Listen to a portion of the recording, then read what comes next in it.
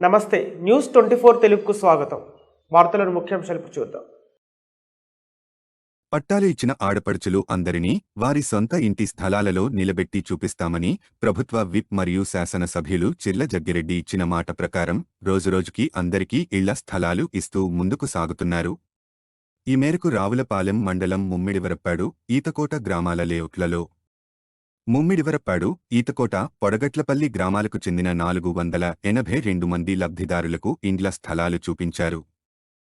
వీరికి సొంత ఆడపడుచులకు అందించిన విధంగా పసుపు కుంకుమ, బ్లౌజ్ పీస్, గాజులతో కలిపి సంప్రదాయబద్ధంగా వారి స్థలాలు వారికి అప్పగించారు.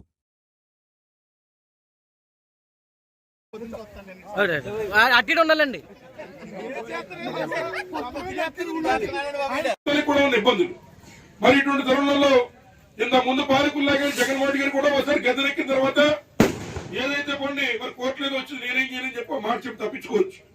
కానీ ఇచ్చిన మాట మీద నిలబడి కట్టుబడి కార్యక్రమం చేయాలి, ప్రజలకు మనం పాటించాం, ఈ కార్యక్రమం చేర్చాలి, మళ్ళీ మనం ఓటడగల అనేటువంటి నిబద్ధతతో ఉండి జగన్మోహన్ గారి వాళ్ళ కష్టపడి సైట్లను ఇచ్చే కార్యక్రమం చేశాడు. ఎక్కడ ఏ ఇలా జరగలేదు. దేవాలయం భూములు తీసుకోకుండా, రైతులు ఇబ్బంది పెట్టి భూములు తీసుకోకుండా వారిని బతిమాలే బాబులు కొంత తక్కువ రేటుకి మాకు ఇవ్వండి అని చెప్పి బతిమాలి మరి ఎక్కడ భూములు ఇస్తే అక్కడ తీసుకున్నాం. ముఖ్యంగా మరి రావులపాలెం గ్రామంలో 1 సెంటు భూమి కూడా తీసుకున్నాం. ఓమలంక గ్రామంలో 1 సెంటు కొనలేకపోయాం. కొమరాజులంకలో 1 ఎకరం కూడా ముట్టుకోలేకపోయాం.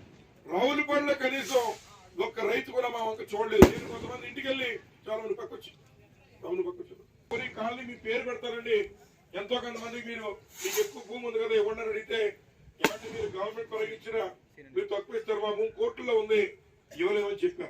మీరు అనుకుంటారు ప్రభుత్వం మాకు ఇల్లు ఇచ్చారా, ఇవ్వలేదని ఒక మాటతో ఓట్లు అడుగుతారు, మళ్ళీ మా పని చూడరు అని చెప్పి ఎన్ని అప్రదలో ఎన్ని తిట్లు కూడా తెలుసు మా. కానీ మేము కూడా తిప్పలు పడుతున్నాం. అలాగని చెప్పి మీలో కొంతమంది భూములు ఉన్నాయి, మీ భూమి ఇస్తాడంటే నేను ఇస్తానని చెప్పి వెళ్ళిపోతారు ఇక్కడి నుంచి. ఎవరో భూమి ఎవరు కానీ అందరికి ఎల్ల పట్టాలు కావాలి.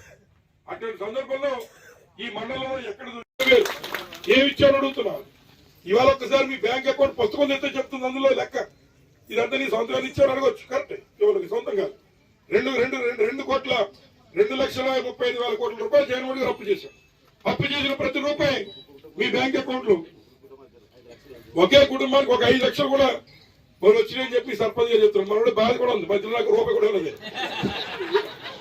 అంచేత డైరెక్ట్ గా ఒక బ్యాంక్ అకౌంట్ కి వెళ్ళి మీ అన్న వస్తున్నాడు, మీరు వెళ్ళి తెచ్చుకుని మీరు కూడా పాప తప్పు చేయరు, మీరు కూడా పాప కుటుంబంలో బిడ్డను చదివించుకోవడం కోసం ఏదో దానికి మీరు ఉపయోగించుకుంటారు.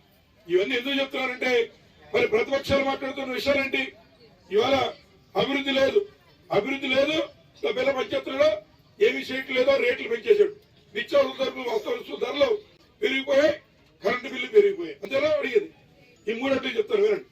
వాస్తవంగా ఈ రోజున కరెంటు బిల్లు కానీ లేదా ఈ కూరగాయలు ఈ నిత్యావసర సరుకుల ధరలు కానీ జగన్మోహన్ గారు ముఖ్యమంత్రి అయిన వెంటనే ఇక్కడ మీకు ఏదైనా ఇవన్నీ ఇచ్చి ఇలా తెరకి వెళ్ళి మళ్ళీ రేట్లన్నీ పెంచేయండి అని చెప్తే పెరగవు.